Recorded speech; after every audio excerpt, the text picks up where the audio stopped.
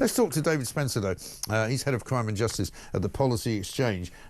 Believe it or not, forget about what's going on with the Palestine Action Brigade and all the people that are out there chanting death to the IDF, which is what seems to be now the popular thing to do. Extinction Rebellion are back, and we need to know why. David, very good morning to you. Welcome. Morning, Mike. Good to speak to you. Good to speak to you. My spies have managed to find out that there's a bit of action being drawn up for July, including something that starts today, July the 1st, Rhythm Rebels band practice in Cardiff. They're signing people up, Extinction Rebellion are, because they say, we've had the warmest spring on record in the UK, the driest for over 50 years, the Paris climate threshold has been breached, an average global warming hit 1.6 degrees in 2024. I thought these guys had given up their direct action. I thought that was what they were going to do.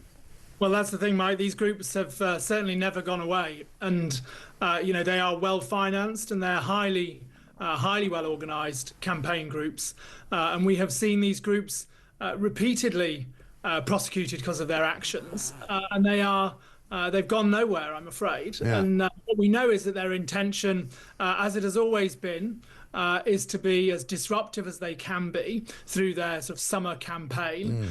What we've seen these sorts of groups do repeatedly, and you'll have seen this yourself, I know you've shown this repeatedly on the show, is that they seek to disrupt workplaces.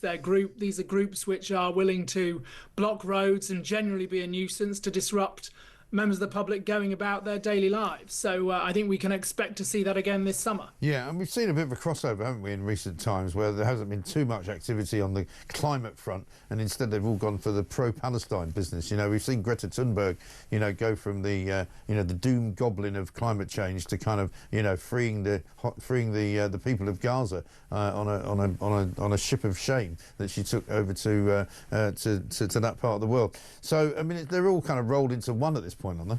Well, this is one of the really interesting features that we at Policy Exchange have been tracking, is the crossover between these groups. Yeah. And as an example, you'll remember the protest in London only last week or so by Palestine Action. And what we saw there was a whole collection of groups that were involved in that protest. And certainly one of them was Just Stop Oil, so another sort of climate environmental group. And there's definitely a crossover between those involved in these campaigns. And that's one of the interesting features that we've been seeing probably over the last couple of years or so.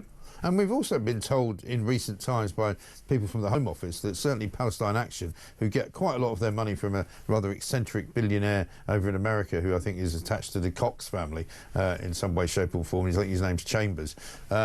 There's some suggestion that there may be funding coming from, other states in terms of, bad actors, if you like Iran and other countries in the Middle East who it might be in their interest to kind of fund these organisations. Well, much of this is pretty shadowy, as you've alluded to, and the details are very, very rarely clear. I think what is very clear is that we see foreign hostile states doing all sorts of things, trying to sow discord in the United Kingdom. We've seen that with all sorts of recent events. We see that on social media and in all sorts of things. So it would not be a huge leap for other states to get involved in financing different groups. Although, as I say, it is all sort of clouded and pretty shadowy. So we have currently no way of knowing what that looks like. No, quite. And I mean, have the police learned anything, do you think, from all of this? They still seem to be, relatively unclear as to how they deal with people like Extinction Rebellion and Palestinian disputes and Palestine. I mean, we saw just yesterday outside Woolwich Crown Court a whole load of people chanting, death to the IDF, which has apparently caused an investigation into Glastonbury by Avon and Somerset Police, but Metropolitan Police were just standing by watching them.